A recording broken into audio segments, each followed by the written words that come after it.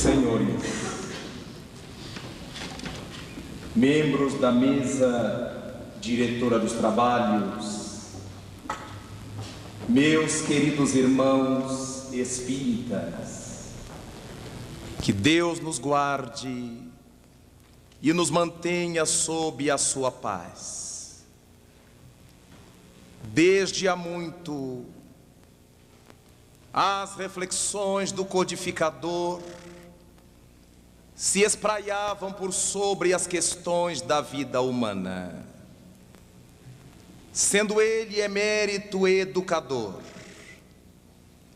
tendo convivido com uma sociedade em mudança, desde a Suíça, nos velhos tempos de Verdun-Leban, aos cuidados de Jean-Henri Pestalozzi, até chegar a Paris aos 21 anos de idade, tudo quanto Rivaio podia observar eram problemas humanos, que se somavam aos problemas humanos e que determinavam novos problemas humanos.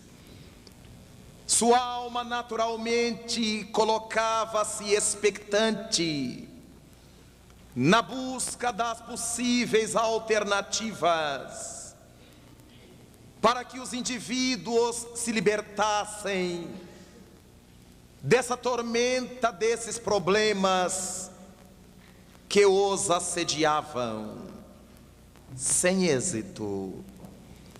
O tempo passa celeremente. Na ampulheta das ocorrências, os períodos da sociedade se multiplicam e se transformam. Chegaria ele ao conhecimento da mensagem espírita desde aquela terça-feira de maio de 1855, quando fora convidado à casa da família Pleine Maison, para que ali pudesse ele travar contato mais íntimo com tudo quanto já se lhe falara há algum tempo. As mesas que giravam, as vozes que se faziam ouvir através de pancadas, e toda uma ocorrência e todo um conjunto de episódios capazes de causar dúvidas às personalidades mais céticas.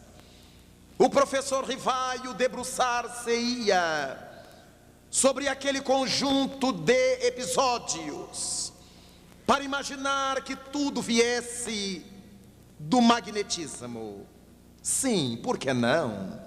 Ele era magnetizador desde os 14 anos de idade. Conhecia sobejamente as técnicas desde Mesmer, passando por notáveis magnetizadores europeus, até chegar àquele instante, quando já era cinquentenário.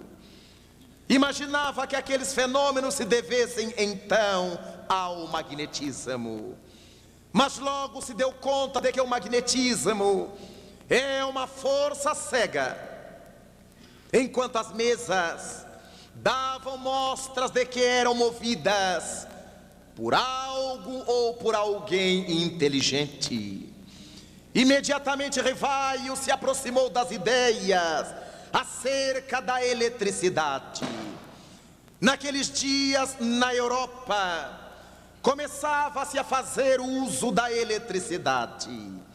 Desde os dias distantes da sua descoberta, na Grécia, desde os dias do âmbar, agora a Europa começava a descobrir a eletricidade, os fenômenos elétricos. Começavam a aparecer as primeiras realizações tecnológicas, entre aspas, da eletricidade. E ele imaginou que aqueles fenômenos a ela se devessem, mas cairia no mesmo raciocínio anterior.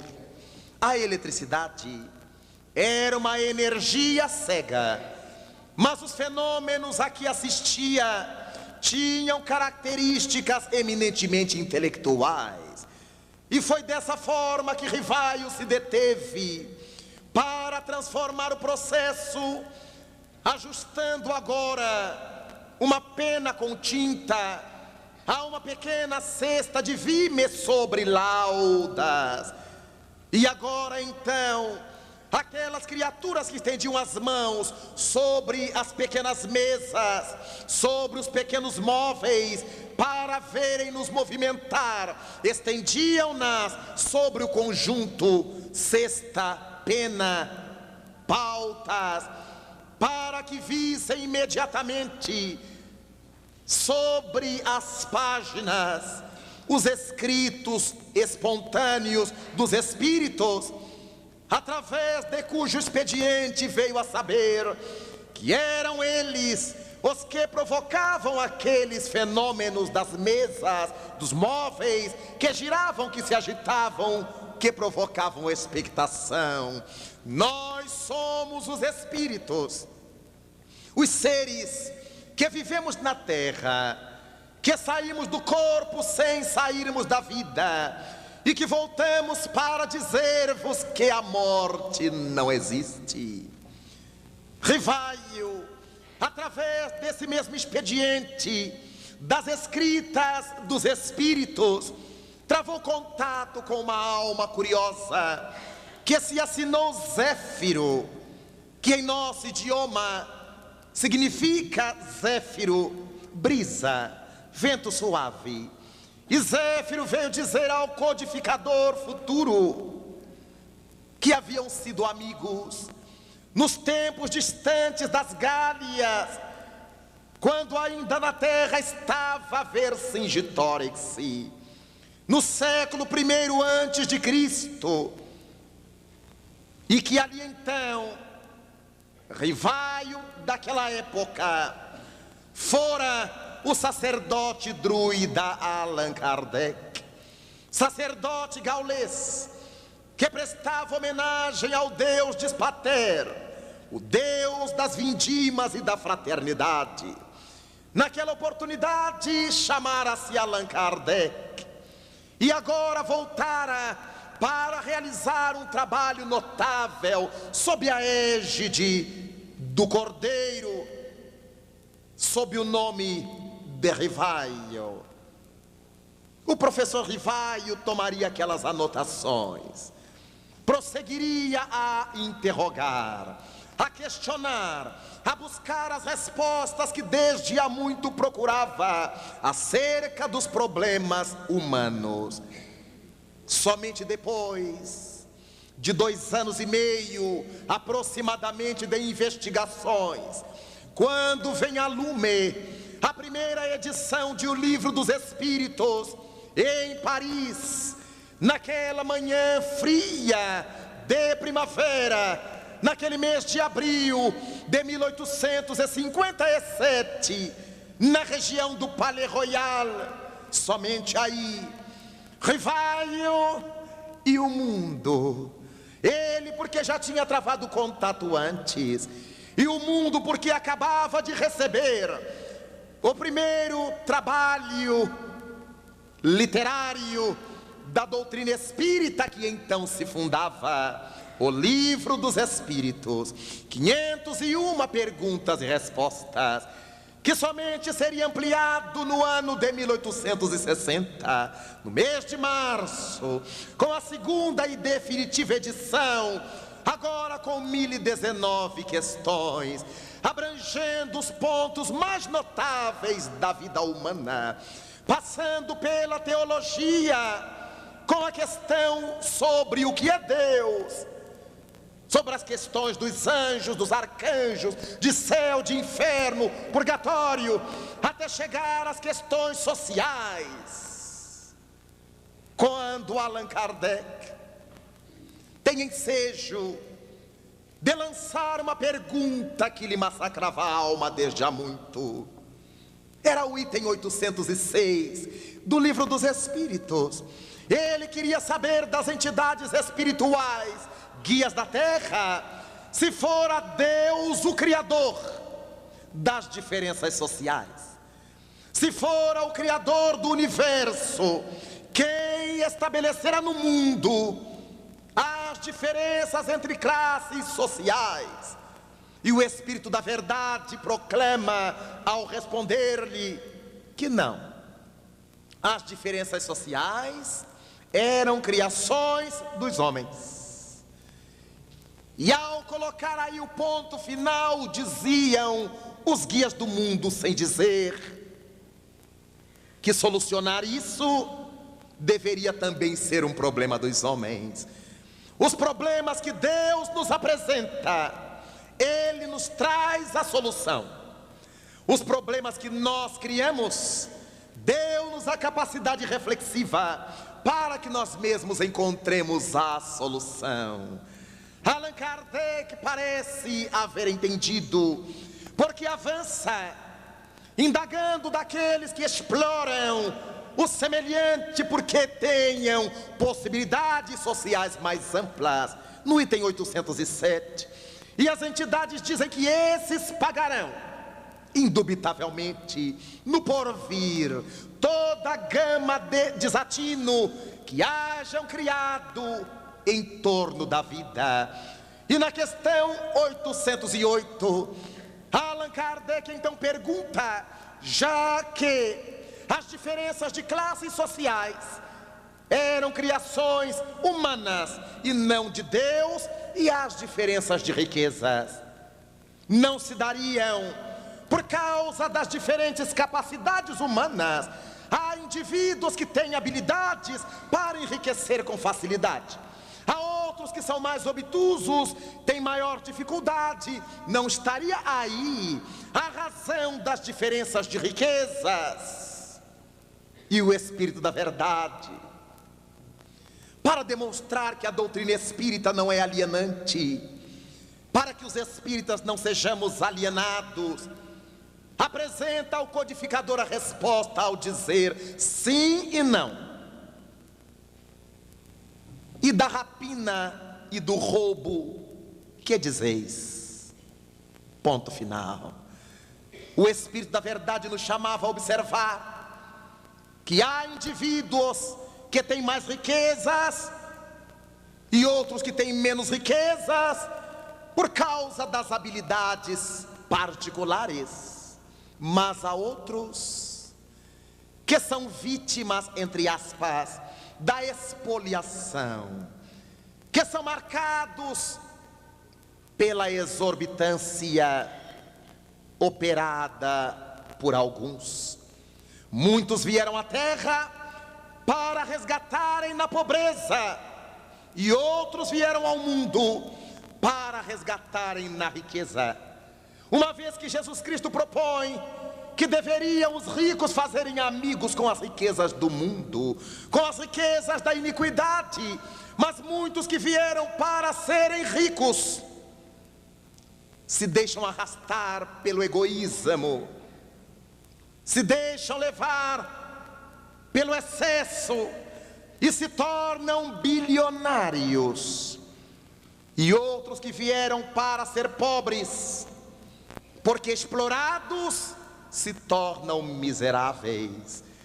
É dessa forma que a doutrina espírita abre esse leque das questões sociais, para que nós possamos pensar a respeito delas, verificando que tudo começa quando instituímos no mundo as diferenças de classes. Primeiro, nas sociedades teocráticas, as famílias melhor colocadas, melhor situadas, eram aquelas que tinham a herança da divindade. Allan Kardec chamaria num estudo posterior de aristocracia do nascimento. Indivíduos se colocavam na égide ou sob a égide dos deuses, quando não se afirmavam os próprios deuses. Eles nasciam de sangue azul, entre aspas, e eram semideuses, porque eram produto de deuses com humanos. E outros, inconformados por serem apenas semideuses, se apresentavam como os próprios deuses. Era desse modo que nas terras egípcias, nas incontáveis dinastias, Faraó era um deus. Era por essa razão que nos diversos impérios do mundo surgiram os Césares, como em Roma, que eram deuses alguns, semideuses outros. Por piores que fossem, por mais grotescos que fossem, o título de César lhes dava essa conotação divinatória. O César era essa mesma designação tomada pelos imperadores germânicos, donde surgiram os Kaiser, os Césares germânicos, semideuses ou deuses. Dessas mesmas denominações e com esse mesmo caráter, nas terras da velha Rússia surgiram os czares, Césares, russos, deuses ou semideuses. E era de todas essas conjunturas que incontáveis famílias que viviam sob a sombra desses Césares, desses czares, desses kaisers, famílias notáveis, repitamos, passavam a absorver a importância das famílias divinatórias e a aristocracia do nascimento, como exprime Allan Kardec no seu Obras Póstumas, foi dando aos indivíduos características sociais de imponência. Famílias riquíssimas em todas as épocas dividiram os bens, os haveres, fizeram as leis a propósito do que desejavam. No mundo em geral, desde a velha Roma, quando encontramos a gens Flávia, a gens Paulínia, governando Roma por diversas vezes, se revezando no poder, os Flávios, os Paulinos, para que pudessem deixar no trono de Roma filhos apadrinhados, herdeiros das divindades. Mas surgirão as famílias nobiliárquicas. Na velha Europa, conhecer-se-ão os Habsburg, os Orleans, os Bragança, os Médicis, que se consorciam para que seus reinos se ampliassem, para que, casados os reinos, se ampliassem os poderes. Surgiu o feudalismo. A história do feudalismo é um mare magnus de incongruências, de injustiças, de miséria moral. Surge a Revolução Industrial e as coisas começam a se modificar. Os mesmos esquemas utilizados para a dominação serviram para o interesclarecimento dos escravos, dos dominados. E ao surgir na Terra, no século passado, a personalidade de Carlos Marx, lendo essas coisas, instiga as chamadas classes dominadas contra as conhecidas classes dominantes. Cria essas expressões, começa a instigar o trabalhador comum para as questões da mais-valia. Se era ele que produzia para os patrões, por que é que ele não participava dos lucros dos seus patrões? Mas ao mesmo tempo em que as ideias de Carlos Marx galvanizaram a Europa, determinando a guerra entre classes, ainda que fosse a guerra armada, como preconizava Marx, como preconizava Engels, o fato é que o notável sociólogo Max Weber, economista e sociólogo, começou a estabelecer estudos importantes, notáveis, entre o poder do capital e as questões religiosas.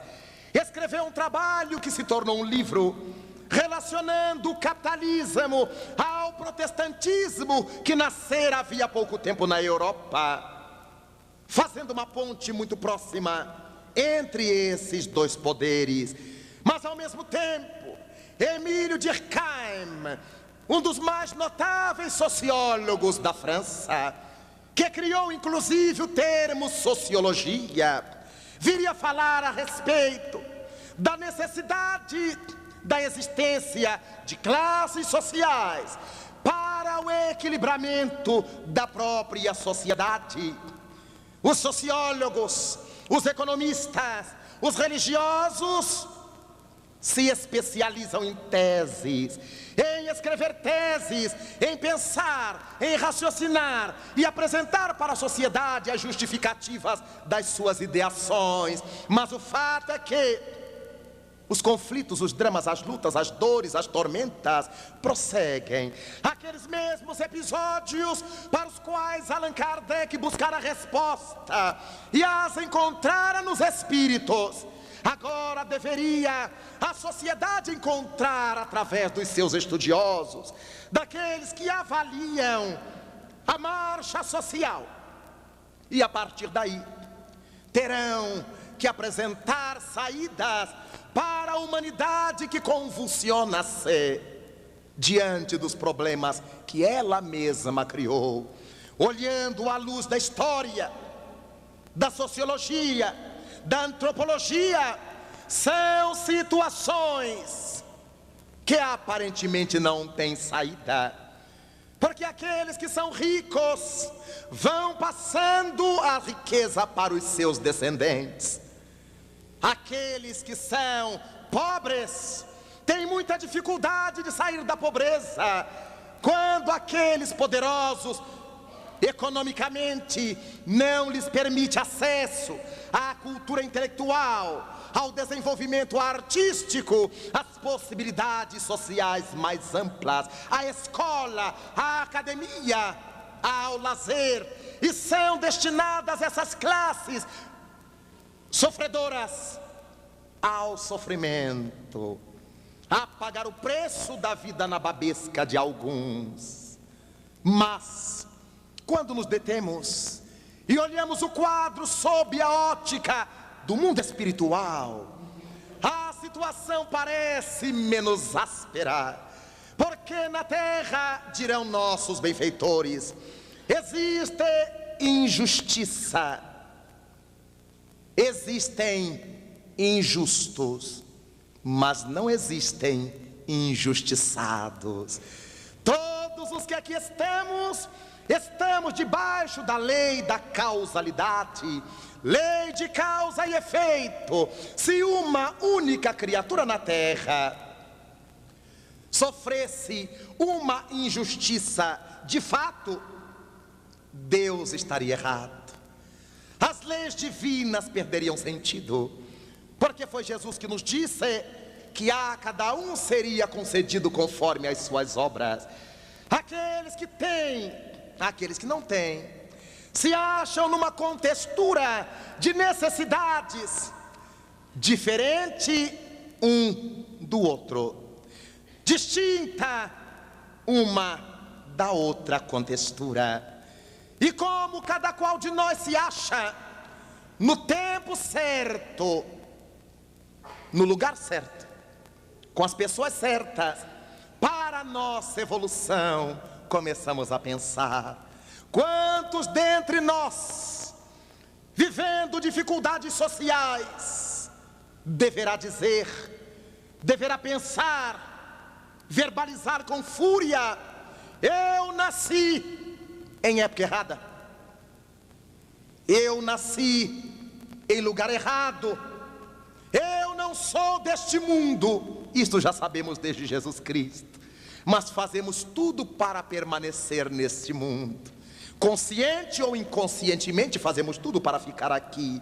Dizemos que isto aqui não presta, que é um vale de lágrimas, que é uma cadeia, que é uma prisão. Mas fala em morrer. Todo mundo quer ficar na cadeia, na prisão.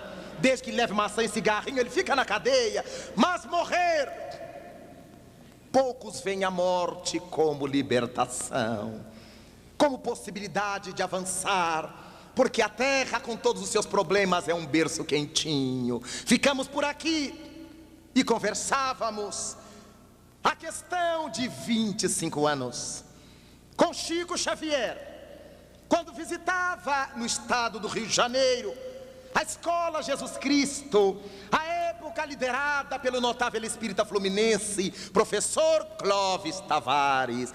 E lá pelas tantas, alguém perguntou ao Chico Xavier sobre os pobres e os ricos.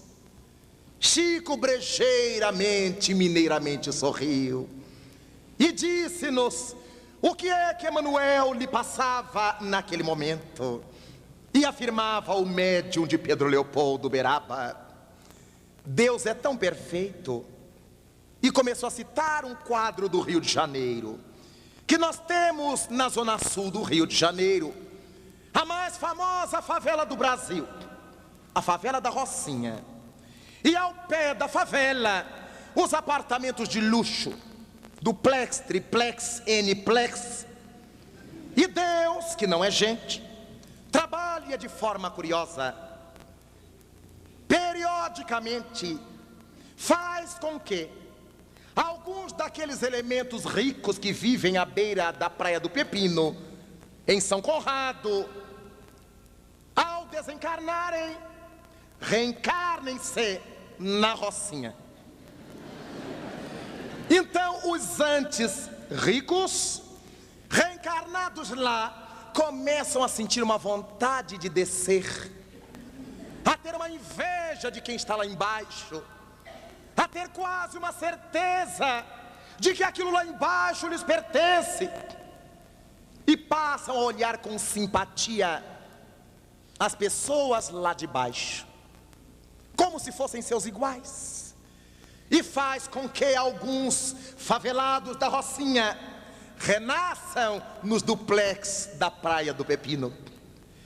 E agora os antigos favelados, com as mordomias, passam a aprender a boa vida, a andar de pranchas, a descer de asas delta da Pedra da Gávea, a comer caviar, a fazer acontecer. Mas como vieram lá de cima, começam a olhar com simpatia os irmãos favelados de ontem. Começam a ver que há possibilidade de se fazer uma ponte entre lá e cá, e desencarnam e voltam para a Rocinha, e os de lá desencarnam e voltam para os palácios da beira do mar, e vai se criando uma onda de simpatia. Aquele que era do Pepino, que nasceu na Rocinha e que agora voltou, já sente uma enorme simpatia pela gente do morro, já dá emprego em suas casas, em seus apartamentos para a gente de lá, que antes não dava. Já vê os meninos não como delinquentes juvenis, mas como meninos que não têm educação.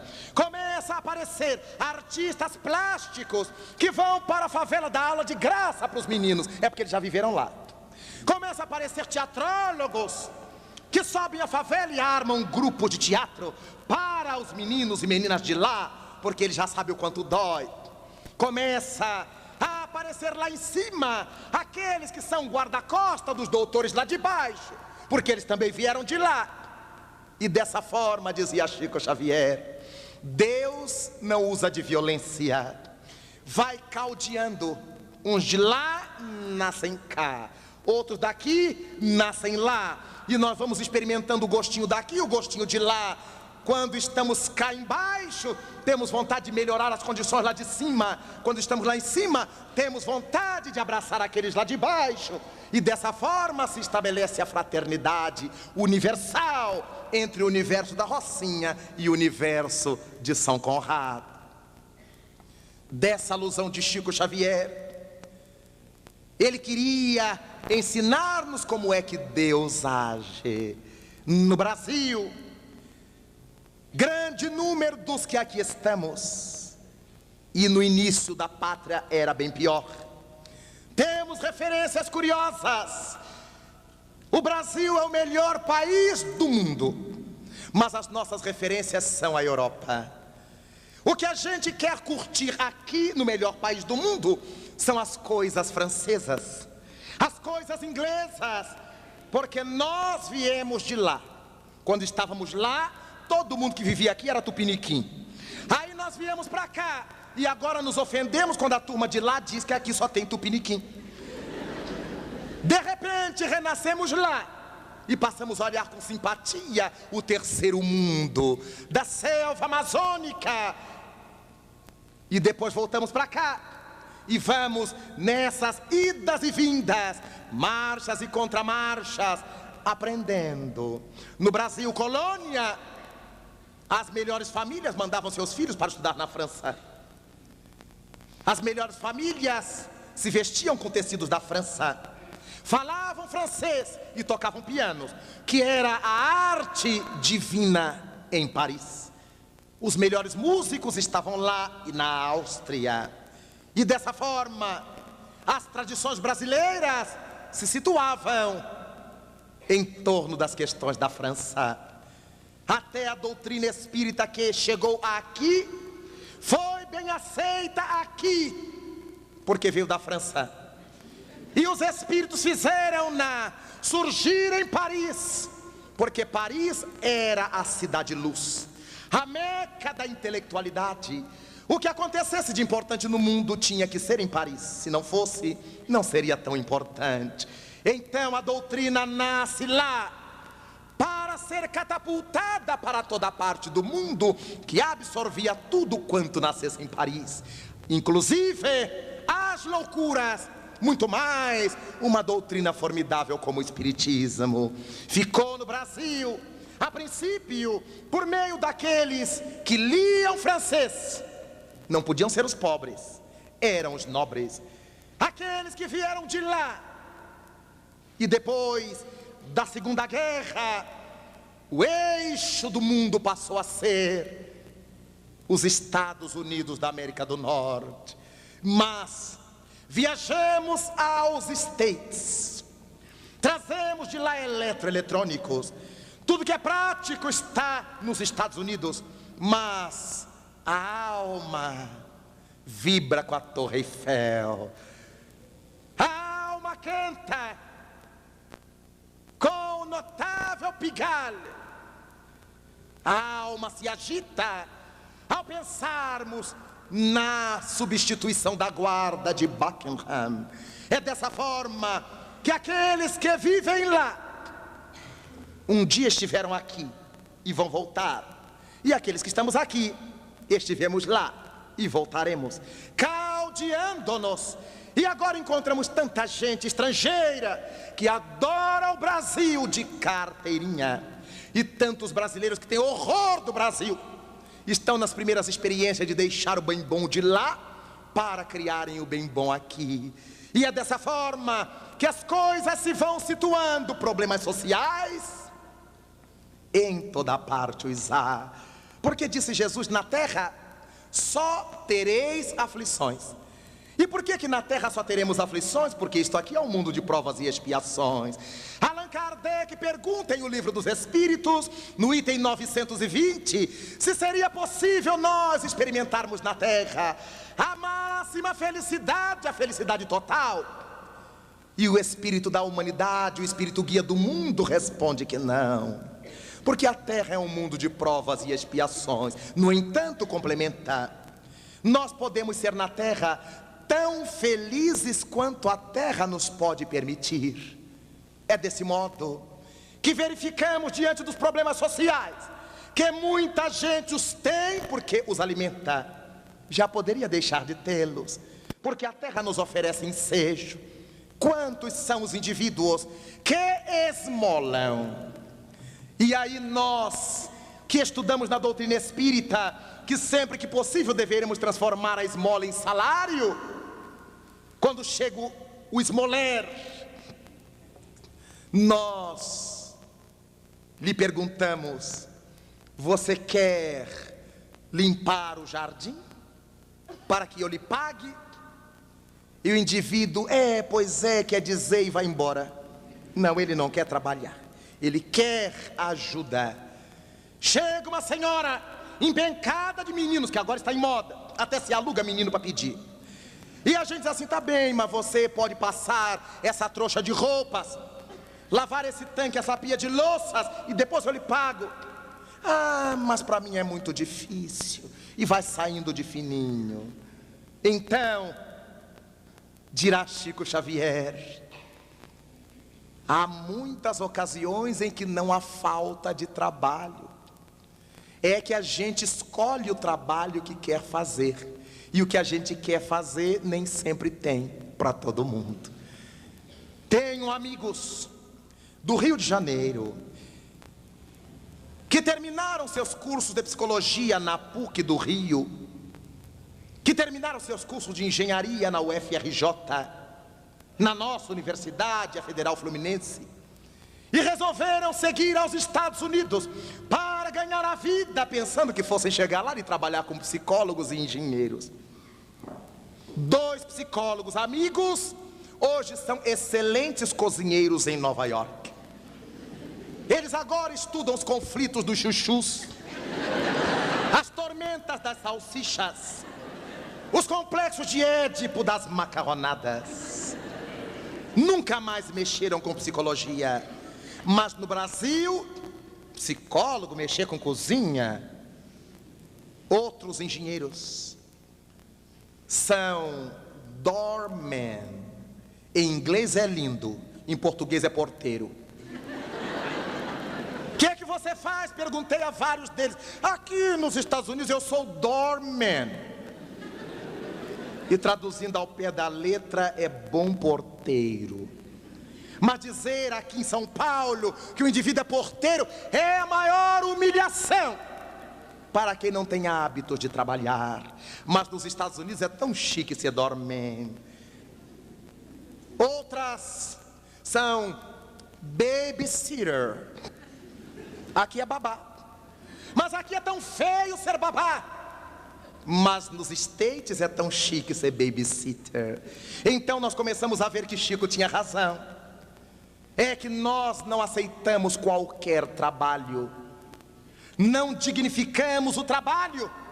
Aqui, as classes médias, que são as mais tolas, não permitem que seus filhos trabalhem antes que se formem. O que é que o vizinho vai dizer enquanto o rico deixa seu filho trabalhar? Vai para a firma, vai para a fábrica, vai para aqui, ajuda o pai, vai para a agência. Mas a classe média não, porque vive de aparências. Então, os pais têm infarto trabalhando para manter rapazes e moças tomando Coca-Cola nos campos universitários, jogando xadrez nos campos universitários e estudando às vezes. Porque o que é que a sociedade vai dizer se meu filho estiver trabalhando de frentista durante as férias? Nos Estados Unidos é assim. Os estudantes vão trabalhar nas férias para ganhar a vida, para não dependerem dos pais. E aqui, entre nós, é tão chique depender dos pais. É glória para os pais. Ah, casei minha filha, nunca precisou trabalhar. Que pobreza. Meu filho se formou sem precisar trabalhar. Que tristeza. Então, quantos problemas sociais nascem da nossa imperícia diante da vida. Não é problema de Deus, é problema nosso. Porque Jesus disse assim: meu pai trabalha incessantemente, eu trabalho também. E se nós pararmos para ver o que é que Deus faz, remexe a terra, alimenta os vermes, quanto acende as estrelas. Faz as coisas mais simples, cavoca a terra na erosão da chuva, joga as sementes ao vento, no fenômeno da polinização, e faz com que o carro de Apolo Incendeie o céu com a tocha do sol, dia após dia. Quem pode o máximo, pode o mínimo. Então, se Deus o faz, a classe média não faz. Então, quantos problemas por causa disto. Quando vimos aqui em São Paulo, no Rio de Janeiro, há alguns anos poucos, as pessoas sendo trucidadas nas ruas por causa do tênis que acendia, para lhe furtarem aqueles calçados, começamos a pensar: por que razão? Que paranoia é essa de matar-se uma pessoa para lhe roubar os tênis?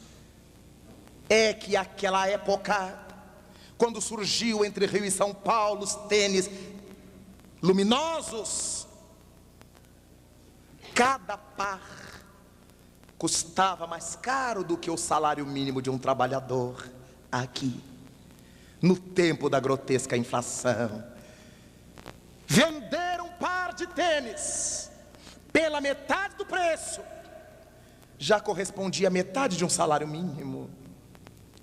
Quem tinha recursos para andar montado em um salário mínimo, na cabeça dos mais frágeis, era alguém que estava retirando deles. E o crime se estabelece. Os criminosos da superfluidade, aqueles que gastam innecessariamente, diríamos à luz da mais perfeita sociologia, cada um tem direito de se dependurar de joias, de usar o mais caro, o mais rico. Mas quando o fazemos num mundo de miseráveis, é deles que nós estamos tirando. Podemos usar as coisas boas sem negar a mão àquele que precisa. Quantos dizem e diziam: eu fumo com o meu dinheiro, mas quando a gente tira 100 milímetros king size de tabaco e queima, eu estou queimando o leite de centenas de crianças, estou secando o seio, as mamás de incontável número de mães, estou fechando escolas para um número enorme de crianças, estou negando hospital para uma infinidade de criaturas, porque eu estou queimando o dinheiro que eu podia aplicar na melhora social. Quantos problemas têm que ser vistos por vários ângulos. Estamos acompanhando o problema do desemprego em todo o mundo, não é uma realidade do Brasil, em todo o mundo. E as criaturas gritam, os sindicatos gritam, nós todos gritamos, porque queremos trabalho, precisamos trabalhar. Mas, lembramos Chico Xavier, nós queremos fazer aquilo, não outra coisa. Então, queremos que ao chegarmos na agência bancária, sejamos atendidos em 5 segundos. Então o banqueiro compra o computador. Mas como o trabalho que o computador faz em 5 segundos, o funcionário faz em 5 horas, ele manda os funcionários embora. Mas nós não queremos que mande o funcionário embora, mas queremos a máquina que nos atende em 5 segundos. Então, o que é que nós queremos? Há que se ter bom senso. Precisamos de uma vida mais ágil. Temos que agilizar-nos. Autoridades europeias e norte-americanas ligadas ao mercado de trabalho asseveram que nos próximos 30 anos a população dos Estados Unidos da América do Norte não terá uma única profissão, desde a juventude até a aposentadoria. Eles estabelecem que ao longo de uma vida média do indivíduo, em torno de 60 anos, a criatura, no período útil de trabalho, deverá ter, no mínimo, 10 profissões diferentes para sobreviver. Mas, quando nós pensamos, isto é um absurdo, isto é uma loucura, isto é contra os pobres, isso é a favor dos pobres. Porque quem tem agilidade para fazer qualquer coisa são os pobres. Então, a classe média baixa é que tem essa cabeça formidável. O indivíduo tanto é carpinteiro, quanto é pedreiro, quanto é mecânico. É ele que ajeita a casa, é ele que constrói a casa, é ele que arruma a instalação elétrica. É claro que algumas vezes pega fogo, mas é ele que faz. Então, para nós, isto não é problema. Porque isto, exatamente na década de 70, o notável doutor Jean-Pierre Changé, a mais graduada autoridade em assuntos de inteligência da França, professor do Collège de France em Paris, a mais respeitável instituição de formação de médicos que se conhece na França, doutor Changé, materialista emérito, escreve uma obra formidável que ele intitulou O Homem Neuronal, porque diz doutor Changé que todas as nossas realizações, quanto às nossas pulsões emocionais, estão calcadas nos neurônios. Nossa atividade intelectual, ou nossa atividade emocional, artística, nossa sensibilidade, existem por causa dos neurônios. E ao escrever a sua obra, ele determina que o ser humano é o animal de mais difícil evolução dentre os animais. Todos os outros têm uma infância rápida. Alguns já nascem correndo, caminhando, se alimentando. Mas o ser humano tem uma infância longuíssima. Enquanto um irracional, um cachorro, um cão de 1 mês de idade já é uma graça dentro de casa e corre, faz e acontece. Uma criança com 1 mês de idade só chora e põe para fora. 1 mês de idade. 5 anos de idade, os pais têm que estar atrás para ver se ele vai pôr o dedo na tomada, se ele vai cair da janela, se ele vai fazer. Um animal com 5 anos já está envelhecendo. E a partir daí, ele estabelece as dificuldades do ser humano. Mas chega um ponto que ele diz que o indivíduo não tem, como se pensava até então, uma inteligência. Os testes vocacionais que ele torpedeia já ficaram em segundo plano. Fulano nasceu para ser isso, segundo ele, e sua equipe é uma inverdade. Neurologicamente é uma inverdade. Ele estabelece que nós dispomos de várias inteligências. Um excelente cibernético será capaz de confeccionar um computador perfeito, mas quando chega em casa é incapaz de fazer o trabalho que a cozinheira fez. Se tiver que estrelar um ovo, ele joga a casca na gordura e a gema fora. Então aquela mulher tem um outro tipo de inteligência que ele não tem, e ele que ela não detém. E aí saímos da cozinha, saímos da oficina de cibernética e olhamos um jogador de futebol, a sua habilidade, a sua destreza, a sua visão, seu domínio de campo. E o engenheiro eletrônico não tem, e a cozinheira não tem, com raríssimas exceções. Doutor Changé estabelece que nós temos uma inteligência espacial e descreve o que será a inteligência espacial. Nós chegarmos num ambiente e nos certificarmos do que há ali. Se chegássemos neste salão com a inteligência espacial desenvolvida, não precisaríamos perguntar a ninguém onde é a porta de saída, bastaria ler. Não precisaríamos perguntar a ninguém onde é o balcão, bastaria olhar. Então a inteligência espacial faz com que nós chegamos no lugar e tomemos pé do que existe. Sabemos onde são as toaletes, sabemos onde são as portas de emergência, sabemos, sem perguntar a ninguém.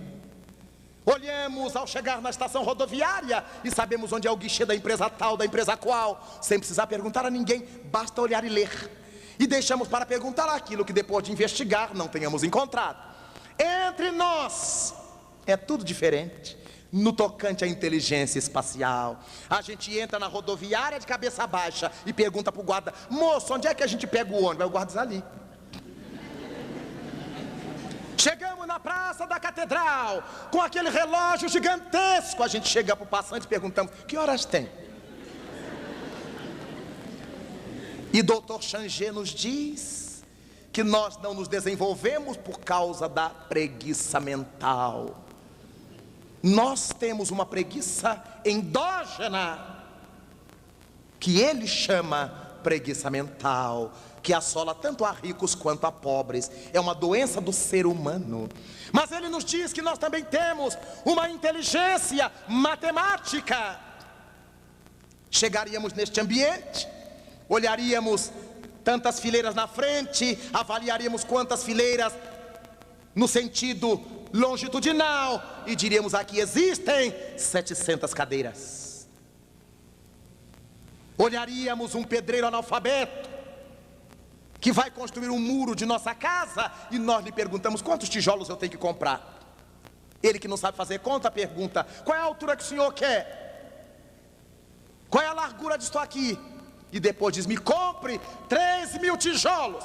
Deve sobrar um ou faltar 2? Ele foi em cima, multiplica os tijolos. Inteligência matemática.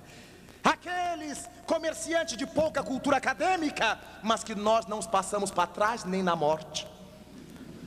Compramos 350 gramas disto, 175 gramas daquilo. Eles vão pesando e pondo do lado. De repente eles fazem a conta e nós, escolarizados, vamos para a maquininha.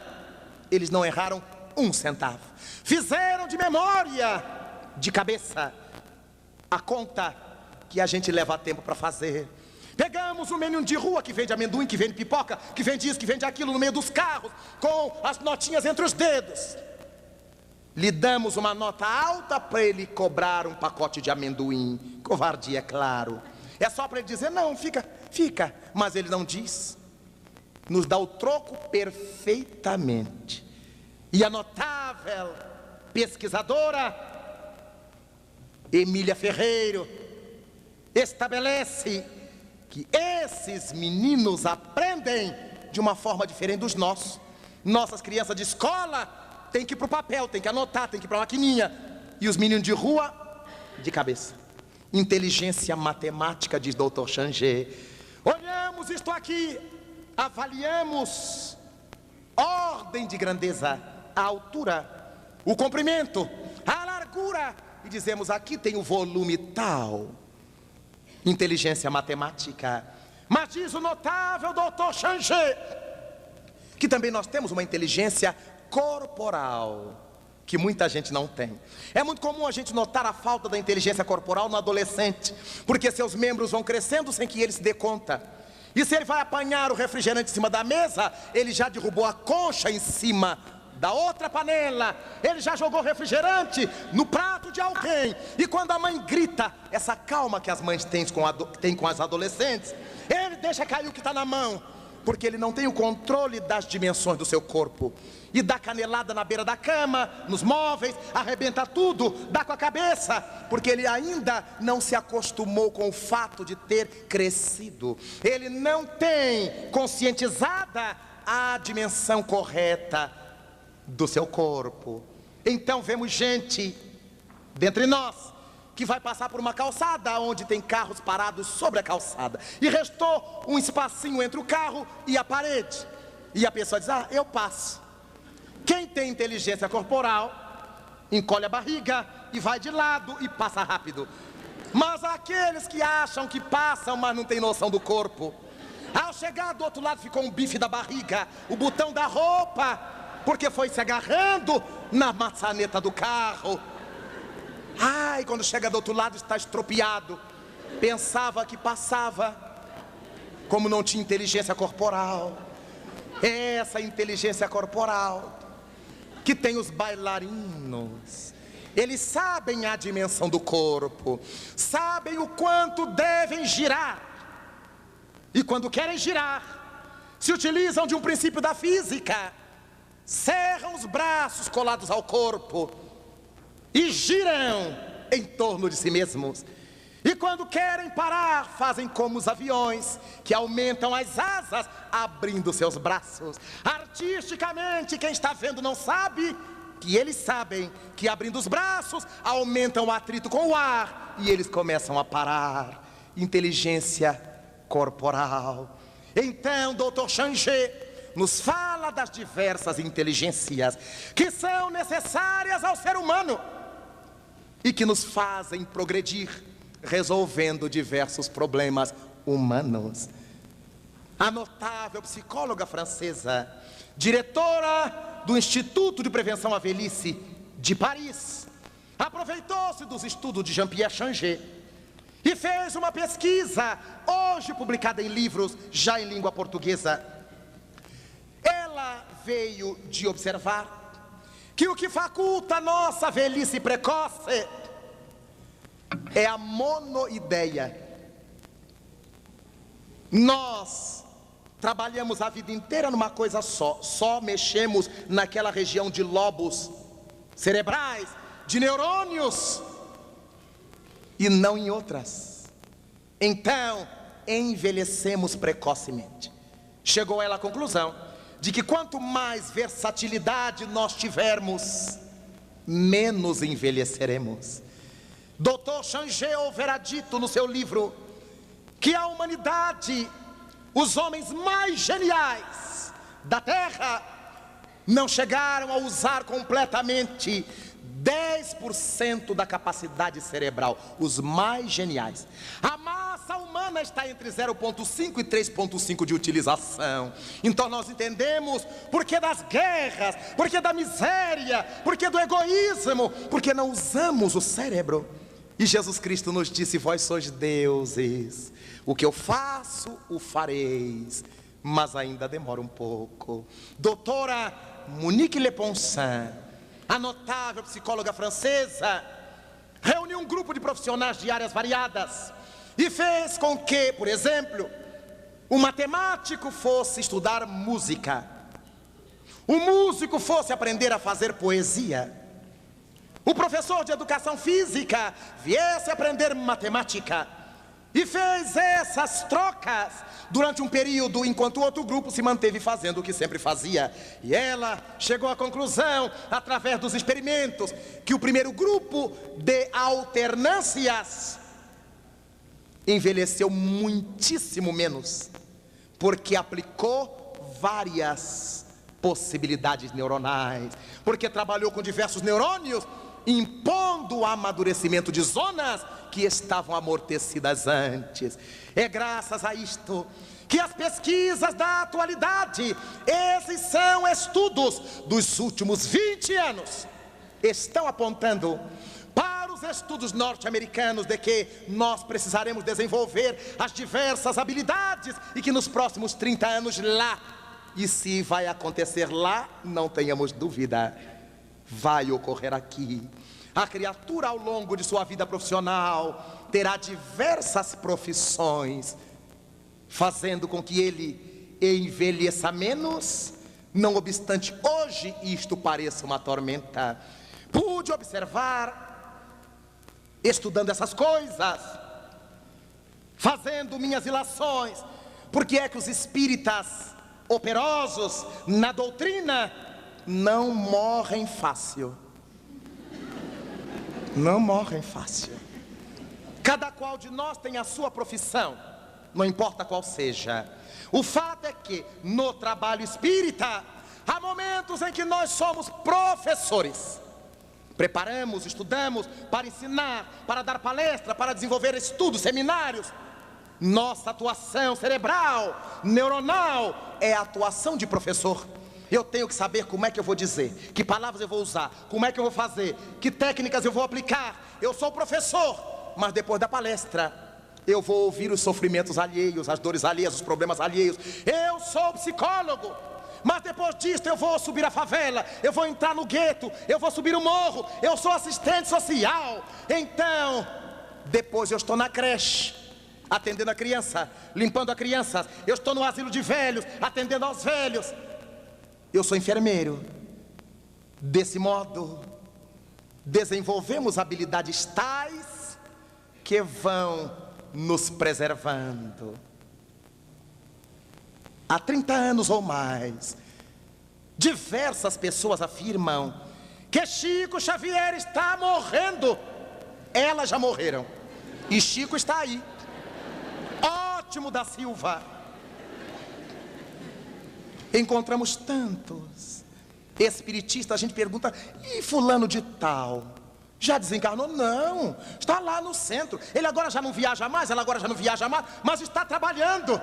Octogenário. Nosso Chico já está com 86. Dona Ivone Pereira desencarnou com 86. Encontramos nosso Divaldo Franco, que teria desencarnado aos 27, já está nos 65. Ótimo. Cada vez que a gente vê Divaldo, ele grita mais, ele se move mais. Não há continente que ele ainda não haja pisado. Cada dia, eu digo, baiano, nós ainda vamos morrer de paralisia infantil, se Deus quiser. É uma beleza o trabalho espírita, é uma bênção. E quando os nossos irmãos que dizem: vocês são fanáticos, trabalham demais, eu vou para Caldas Quentes, água de Lindóia, água de Vichy, morre tudo de infarto, parada cardíaca, estão todos com reumatismo, que entra na água quente, sai da água fria, enquanto a nossa turma está aí firme. Quantos problemas humanos nós conseguiríamos resolver se entendêssemos que não estamos na terra por diletantismo, que a nossa viagem pelo mundo não é uma viagem turística. Aqui nós podemos ser tão felizes quanto a terra permite. Diante da guerra do desemprego, vamos desenvolver habilidades. Se houver chance de eu trabalhar naquilo que eu sei fazer melhor, que eu vou trabalhar. Mas enquanto não surge, eu terei que desenvolver habilidades, acordando neurônios que ainda estão adormecidos, pensando nas várias inteligências que possuímos. Há pessoas que dizem: eu nunca pensei que eu tivesse tino para comerciante. Bastou ficar sem emprego, comecei a fazer torta para vender para as amigas, para quem já conhecia e gostava dos meus doces. Hoje eu tenho uma firma. E a gente pergunta: e quer voltar para a profissão? Deus me livre. Outro recentemente me disse em minha cidade, chorou quando o banco o pôs na rua, queria se matar. Eu digo: mas por que você quer se matar? Como é que eu vou criar 3 filhos, manter uma mulher sem emprego? Eu digo: você está sem emprego, por que quer? Vende seu carro, vende as joias e faça uma coisa melhor. E ele disse: mas o que é que eu faço? Eu digo: já é problema seu, porque agora é o desafio da sua vida. E ele parou de chorar. Levou semanas vivendo do que tinha recebido. E antes que acabasse, ele resolveu vender o carro que tinha, juntar com as reservas e comprou uma van, que agora está na moda do Brasil inteiro. E em 20 dias que ele estava levando gente para cima e para baixo, ele faturou mais do que num mês de trabalho no banco. Telefonei ele e disse: mano velho, estou sabendo que tem uma vaga no banco X. Ele disse: não me fale nisto. Pelo amor de Deus, o bancário morreu. Eu agora sou taximan. Eu digo: se a moda pega, eu como sou mesmo um bobo man, não tem jeito. Ele está feliz da vida. Em 20 dias, a esposa passou a amá-lo de novo. Ele agora é o melhor marido do mundo, porque quando eles vão ficando sem dinheiro, tem esposa que já vão também o amor diminuindo. Ela passou a amar de novo. Benzinho pra lá, chuchu pra cá. Quando ele estava desempregado: Antônio Carlos. Mas agora que ele está na van, benzinho, chuchu, desenvolvendo habilidades. Encontramos na terra, dentre as diversas tormentas sociais, o problema da saúde pública, o problema da saúde. Nós todos sabemos que neste momento ciclópico do nosso país, Se tivermos que contar com a saúde pública, vamos desencarnar. Mas nem por isto cuidamos melhor da saúde que temos. Fazemos de tudo para vir a necessitar da saúde pública. Porque quem fuma não deixa de fumar de jeito nenhum. Pode ouvir espírito, doutrinar espírito, fazer palestra, ouvir palestra, mas o miserável do veneno fumarento não abre mão. E justifica. Ah, me acalma tanto. Quem fuma morre, quem não fuma também morre. E eu perguntei a um amigo espiritual, é verdade isso? Ele disse, depende, meu filho. Quem fuma morre, quem não fuma também morre. Eu já não sei o que eu vou dizer aos meus irmãos espíritos. Eles me respondem isto. Eu disse, mas continue dizendo. Porque quem não fuma, só desencarna. Quem fuma é que morre. A morte moral. Porque o vício não é do corpo, não é dos pulmões, é do psiquismo. E depois que o sujeito sai do corpo, não tem paz, porque continua com a vontade de fumar. Então começam a obsidiar os fumantes encarnados, transformando-os em piteiras vivas. Então o tabagista, quer queira ou não, quer seja médium ou presidente do centro, é um obsidiado.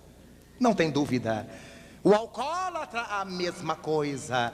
Vai buscar os alcoólatras encarnados. E no meio espírita a turma diz, não, eu não sou alcoólatra, eu só bebo socialmente. São alcoólatras sociais, mas são alcoólatras, cada qual com a sua porcentagem de obsessão. Mas eu só bebo nos fins de semana. Mas o fato é que ele não pode passar o final de semana sem beber. E a Organização Mundial de Saúde os classifica como alcoólatra de fim de semana.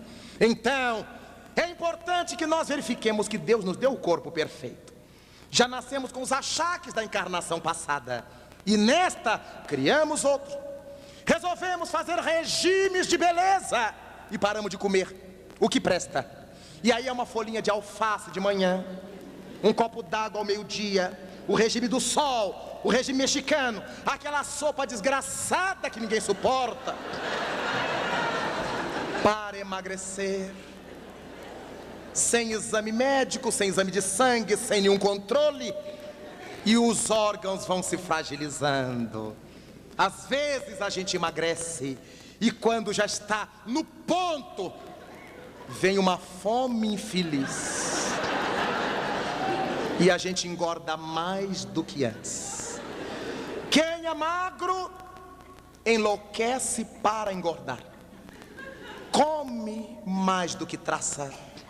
Posta fém, toma isto, toma aquilo, toma as coisas. E quem é gordo, quer emagrecer. Meu Deus, o importante é a saúde. Se o magro tem saúde, já não é magro, é elegante. Se o gordo tem saúde, já não é gordo, é fofo.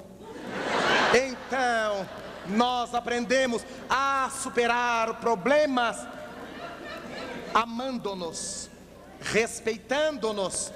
Quem é alto tem complexo por causa dos apelidos que recebe.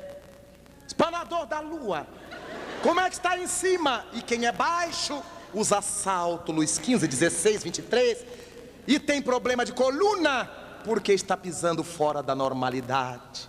E vamos nos escangalhando por causa das vaidades humanas, sem nunca estarmos felizes, dependendo do atendimento médico que está precário e do qual a gente não precisaria se alimentasse corretamente, se não ingerisse tóxicos, se alimentasse dignamente, se vivesse sem ódios, se vivesse sem cólera, porque o ódio, a cólera, a inveja descarregam adrenalina desnecessariamente sobre o nosso organismo, na corrente sanguínea, e começamos a ter o maquinário orgânico em processo de desequilíbrio. Se nós aprendermos a nos amar, precisaremos menos da saúde pública, dos médicos de fora, porque estaremos conduzindo a saúde interna. A saúde mental ajuda a saúde exterior, sem sombra de dúvidas. É importante então que pensemos que aqueles que renasceram para resgatar podem ter os melhores médicos do mundo. Quando chega a hora do resgate, aí está a atriz e modelo recentemente. Quem tem que sofrer, no seu momento sofre. Aí está o episódio do Senna, que tinha recursos para levar à sua cabeceira todos os médicos melhores do mundo. Não houve tempo, não houve necessidade, porque cada um cava a vida que quer levar. Aí estão incontáveis homens e mulheres ricos. Quando chega a sua hora de sofrer, eles sofrem com médicos ou sem médicos. Aí está João Paulo II. Na hora do resgate, não importa o título humano, a posição social, o indivíduo resgata, com saúde pública ou sem saúde pública. O Brasil é porque é Brasil. Nos Estados Unidos é porque pouca gente tem acesso à saúde, se não pagar muito caro. E ficamos daqui imaginando que lá seja melhor. E o povo brasileiro vem tratar de dentes no Brasil, porque sai mais barato pagar a passagem aérea para tratar-se aqui do que pagar lá o que eles vão cobrar. Se nós nos amássemos mais, este seria um problema eliminado. Então notamos o problema da pobreza, o problema da riqueza, o problema do desemprego, o problema da autoinsatisfação. Quando nós estamos de mal conosco, nada presta, nada serve, nada adianta. Então o melhor é o que recomendou Jesus: amai ao próximo como vos amais a vós mesmos. Porque ao nos amarmos, nos respeitamos. Ao nos respeitarmos, não ingerimos drogas de nenhuma espécie, sob nenhuma justificativa. Ao nos amarmos, preservaremos os mananciais, as árvores, os animais. E os estudos ecológicos não terão necessidade de existir. Não adianta fazer campanha de fora para dentro, para que nós amemos o mico-leão dourado, o boto rosa, se as nossas crianças estão morrendo no meio das ruas.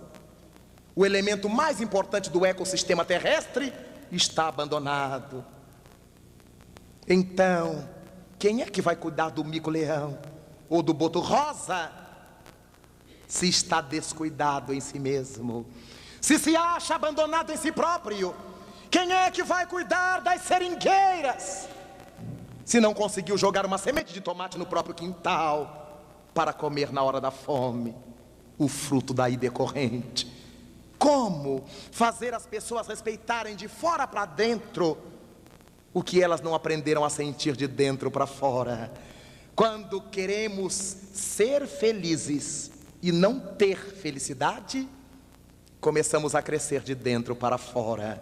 E a partir daí, eu cuido da minha cidade, eu cuido do meu bairro, como cuido da minha casa. Quem gosta de viver numa casa limpa, higiênica, terá pavor de ver seu bairro sujo. Mas nós vemos mães e pais com o menino que desenrola o sorvete e joga o papel no chão. Nós vemos o tabagista que joga ali onde ele está e pisa em cima e fica ali, escarram ali. Então, são criaturas subdesenvolvidas em si mesmas. Mas é um mundo em que nós merecemos estar. Os problemas sociais do mundo não serão resolvidos por nenhum governos, só por nós. Quando nós conseguirmos o autogoverno, saberemos escolher os nossos representantes. Então seremos nós que resolveremos. Por enquanto elegemos os nossos representantes, não por sua dignidade, mas pelo que eles vão nos dar pessoalmente. Não, ele vai me transferir para onde eu quero. Ele vai arranjar um emprego para o meu filho. Não, ele vai dar a bola do time, a camiseta do time. Não, ele vai botar a luz na nossa rua, não importa que o resto da cidade fique às escuras. Ele vai dar para nós. Quando chegará o dia em que não olharemos se ele é nosso parente, se ele é nosso amigo, olharemos quem é o homem, quem é a mulher, para entregar-lhe o nosso voto como nosso representante. Então, o nosso Congresso Nacional, as nossas câmaras legislativas, nossas câmaras de todos os tipos estão cheias de nós, representantes nossos. Eles fazem exatamente o que nós faríamos se estivéssemos lá. Então, o problema não é de Deus de fato, é nosso. E porque é nosso, teremos nós que resolvê-los. O tempo avançar. Segundo os místicos, os espiritualistas de todos os tempos, estamos nos acercando da era de Aquários. Estamos nos aproximando desses tempos em que os amores serão verdadeiros, as amizades incorruptíveis. Será a recrudescência de uma nova arte, uma nova renascença ética tomará conta do mundo. E nós, se por aqui voltarmos, nesse período, encontraremos um mundo renovado na era de Aquários. Os espiritistas, como os espiritualistas de um modo geral, decantamos a chegada do terceiro milênio, imaginando que a 0 hora do dia 1º de janeiro do ano 2001, já nos abraçaremos e beijaremos pelas ruas, o mundo melhor. Já não haverá corrupção, já não haverá crimes, misérias, fome, quanto engano. Faltam 5 anos, um pouco menos, e estamos descuidados do fim do 2º milênio. Mas o terceiro será a continuação do 2º.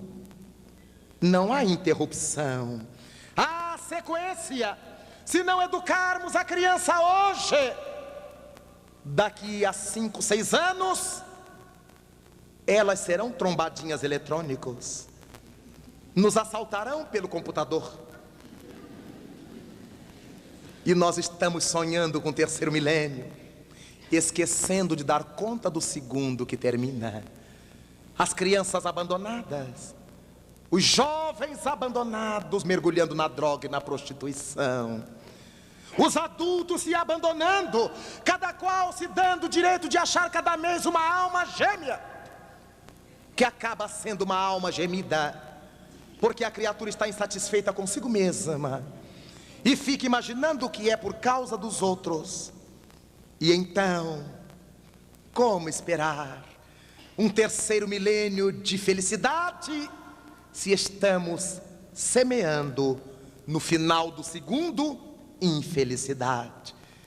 Quantos casais casados há 3 décadas, 4 décadas, como conhecemos, já não aguentam andar sozinhos. Eu tenho o direito de ser feliz. Eu digo, vá lá, tente, mas já não conseguem, porque a felicidade que eles estão sonhando é essa libertinagem dos sentidos atualmente em voga. Não é esse estado de plenitude interior. Como lembrou Jesus, o reino dos céus está dentro de vós. E como o céu é paz, é plenitude, é completude, o inferno é exatamente o oposto. Enquanto o reino dos céus é o nirvana indiano, o inferno interior, a agitação é o samsara das perturbações, problemas humanos. O Espiritismo aponta, são problemas do ser humano, do homem, do indivíduo. Isto levou o notável Gandhi a dizer que se um único homem alcançar a mais expressiva dimensão do amor, isso só será suficiente para aplacar-se o ódio de milhões. Porque esse homem que ama imprimirá sobre a sociedade as consequências do seu amor. O homem que ama é o homem que entende. E se ele entende, ele é indulgente. Se ele é indulgente, ele perdoa. Se ele perdoa, não há guerras. O homem que ama é o homem que atenta para o seu semelhante. Se ele atenta para o seu semelhante, ele vê a necessidade dele. Se vê a necessidade dele, sai para ajudar. E se sai para ajudar, lá se foi a fome, lá se foi o nudismo, por falta de vestimenta, lá se foi a miséria. O indivíduo que ama aplaca o ódio da revolta, porque sabe explicar. Repete a informação quantas vezes se fizer necessária, sem se agastar. O indivíduo que ama é a representação de Jesus na terra. O que levou Joana de Ângeles a dizer ao médium Divaldo Franco que depois de Jesus, a maior expressão de amor que a terra conheceu foi Francisco de Assis. Um homem que amou. E porque amou, entendeu a covardia do Papa, como entendeu as necessidades dos pobres. Não deixou de falar ao Papa, não deixou de atender aos pobres, sem agastar-se com os pobres que cansam, que atormentam, que cobram, sem deixar de entender o Papa, amarrado aos preconceitos que o puseram no trono. Francisco é o protótipo do homem novo da era nova do terceiro milênio, que representa junto a nós Jesus Cristo. Cada qual de nós começará a pensar nos problemas humanos que nos cercam, nos problemas sociais nos quais nos achamos entrosados. Mas se antes nós dizíamos, isto é problema do governo, agora sabemos que na nossa rua o governo é a gente. No nosso bairro as autoridades somos nós. E começaremos a agir. Se eu esperar que o governo constituído olhe o pobre, o desnudo, o enfermo que está caído à minha porta, ele vai morrer, sem que o governo veja. Mas se o governo é meu representante nas esferas do poder, eu sou o verdadeiro governo. Porque fui eu que o coloquei, sou eu que poderei retirá-lo. Então, por que não socorrer? Por que não atender? Lembramo-nos do bom samaritano narrado por Jesus.